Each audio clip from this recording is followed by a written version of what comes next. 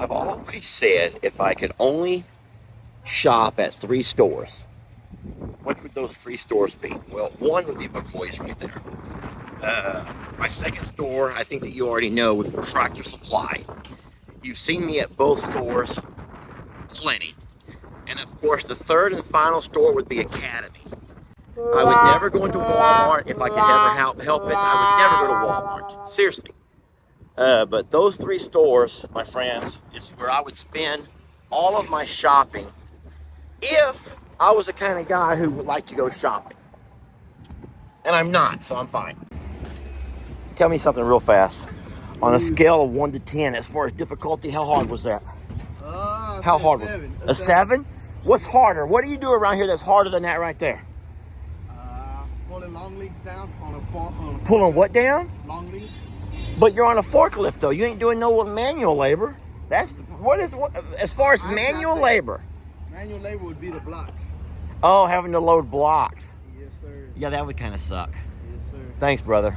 This is not a paid advertisement because Longhorn Lusters and I'm a Survivor are not for sale.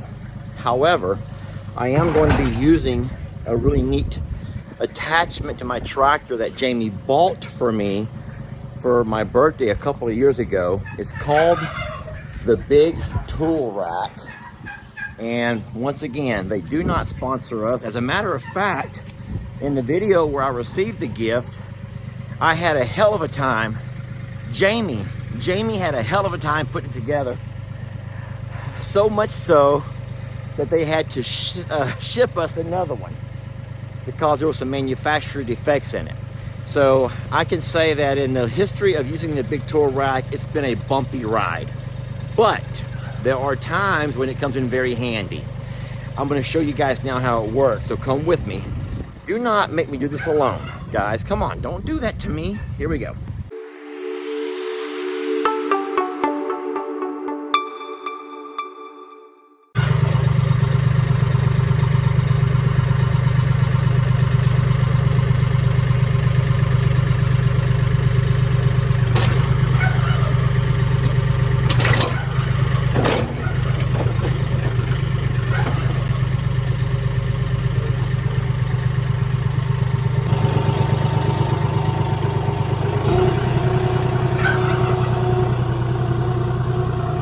Alright, so the job that I'm working on today is some fencing, and I want to show you how I'm going to use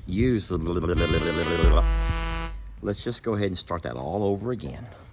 The job I'm working on today is some barbed wire fencing, and so the tools that I have in my big tool rack are going to all be tools needed for this particular job. So what I do before any given job is I back my tool rack up to my... This is not coming out right. I'm just gonna turn it off.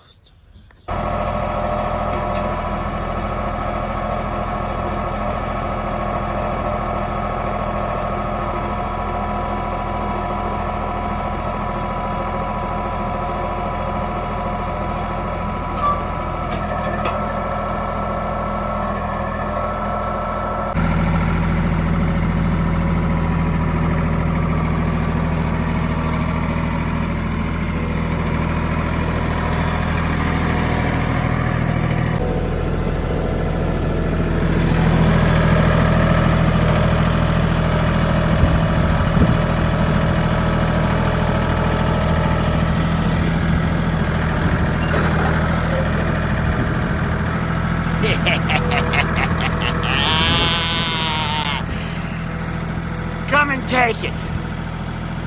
You want it? Come and take it. There ain't nothing more manly than that. So before the wind picks up again, let me show you what I got going on today. Running a couple of rolls of barbed wire down along this fence line over here. And the reason I was talking about the big tool rack and how neat it is because of the things that you would carry depending on what job you're working on. Now, I know you've all seen the big tool rack plenty of times in my barn. It's usually full of all kinds of junk, including a chicken snake or two. We've had mice in here, chicken snakes, and we have a lot of chickens lay eggs. But as of right now, it's all been cleaned out, and I've neatly sorted all the tools that I need for this particular job. and that includes just every tool that you need for this job. What I'll do is, when I'm done with this work here, I'll take this back to the barn. I'll unload everything, and it will be nice and empty again, waiting on my next big job. It's cool because you can just back right up to it and hook onto it with your tractor. It's pretty durable, kind of rattly. I don't really care for the rattle a whole lot, but it's fine. I mean, it really does serve its purpose. And if I chose to, or if I needed to have a trailer, it also comes with a trailer hitch that you could put your ball on there and pull a trailer behind you if you had posts or wires or other kind of things that you needed to lay out during your work. I'm gonna try to pull the wire tight this way and avoid using the wire stretchers. This might be genius, or it might be stupid. So that's a really tight stretch. That's great. So I'm going to turn off my. So that's a really tight stretch, and I'm going to go ahead and do it this way here. And what I like about this is every strand of wire. Don't forget, that's my head, shoulders, knees, and toes method. So we'll do it this way over here. And each wire level, I can raise this up to the level I want to pull it. And what I like about this here is, if the wire does happen to snap and comes back at me, this here should protect me, the driver, from decapitation. Can you see those prongs on there? Those little scaly things? So once you drive, oh God, I know what you're looking at, my nails. Guys, I'm working, okay? I'm working, stop. Once you drive that into the wood, the cows will have a whole lot harder time pushing it back out. It's kind of like an Indian arrowhead. Once it goes in, the only way to remove it is to cause more damage. And so this over here will grip the wood. And if cows do start pushing around on it, it's only going to be harder to get out than what a smooth staple would be. Lit my hay on fire! I just got home. Is your brother still here? Is Jake still here? I plead the fifth. She pleads the fifth. No. So in case y'all don't know this, which I'm sure y'all do know this, I don't burn my hay until spring and summer when gnats, flies, mosquitoes, and every other pest known to man is out and about in full force. And then I light my hay on fire, my old rolls of hay. Oh, shit, fire. I know what y'all are gonna say. Lester, you sure have been saying that word a lot lately. Yeah, I'm saying that word with good reason. And that good reason is because I don't burn my old rolls of hay until I need to burn them. The old rolls of hay serve a very important purpose around here. And everyone already knows that. Jacob, I don't know why I would even have asked Brienne if she... I know it, Ivy!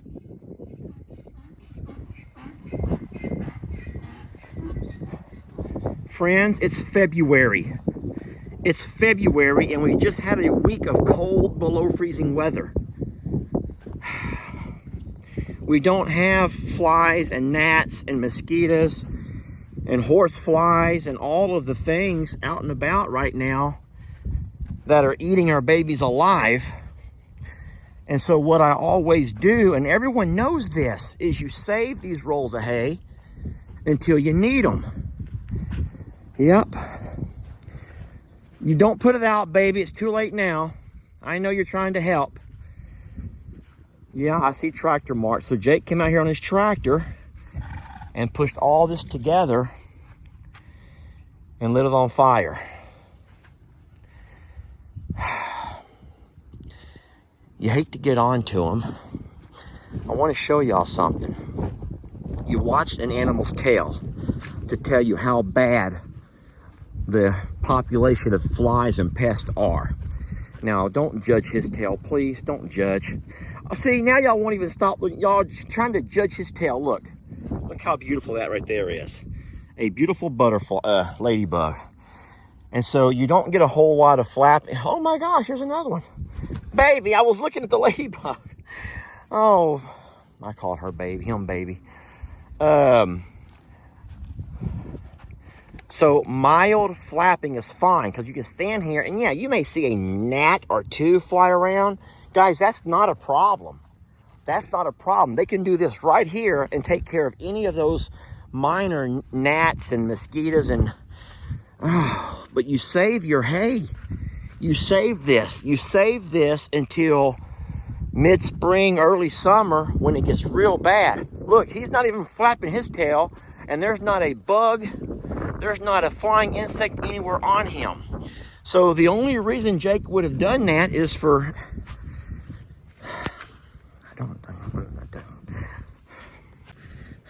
the devil's right there on my shoulder. The devil's right there on my shoulder saying, get on to him, Lester, get on to him, get on, get him, Lester, get him. And then I got the little angel over here saying, Lester, just patience, Lester, patience, just be patient, Lester, patience. So, you know, I was just thinking about something, and I don't know this for a fact, but I bet it was about a year ago. It was about a year ago. Jake had only been working here for a short while. And he did the same darn thing at around the same time of year. And I said, Jacob, I said, why did you do that? So at that point, he didn't know. He didn't understand why we saved the rolls of hay until spring and summer. So you know what I bet happened here? I bet you a couple of days ago, this is what happened. A couple of days ago, he burnt his pasture off. But the reason that you burn a pasture off is not why you burn this hay here off. They're for very different reasons. You burn off a pasture so that all of the old, dead, and decomposing grasses, weeds, nasty stuff, things that have floated in during floods and whatnot, can all be burnt. It can be cleansed. It can be cleansed, y'all, through fire. That's why you burn off your pastures, and you have to do that right before spring, so that when all these nice warm days come, hey, sweetie, when all these nice warm days come, you get a little bit of rain, all your grass can come back nice and fresh and green and healthy. That's why you burn your pastures, and that's why you burn them when you do. But these old rolls of hay, you don't burn them until you need them for insect control. Take a breath, Lester. Just catch your breath. Choose your words wisely here. Just choose your words wisely. There ain't no wise words coming out of my head. There ain't no wise words coming out of my head right now. Everything that comes out of my head is not wise. It's just, I'm just gonna hush. I'm just gonna put a lock on my gate like my dad does. That's what I'm gonna do. Just lock my gates like my dad does. Just put a lock on the gate. I don't say nothing. I don't have to say nothing. Just put a lock on the gate. And that lock that my dad has on all of his gates says more than any words could ever say.